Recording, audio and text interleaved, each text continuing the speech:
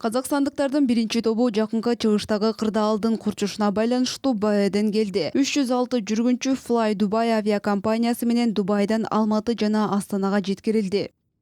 Рейсом вылетел согласно. Fly Dubai компаниясынын чечимине ылайык бирдин айынын 28-ине чейин билет алып, бирок жалган Куран айынын 1-inde жана 2-синде уча албай калган Казакстандын жарандары ошол рейс менен учуп келтишти. Жалпысынан Баэ аба мейкиндигин жапты. Көптөгөн авиакомпаниялар каттамдарды токтотушту. Бирок өз компанияларына жүргүнчүлөрдүн алдындагы милдеттемелерин аткарууга уруксат беришти. Ошондуктан кечээки рейс ишке ашты.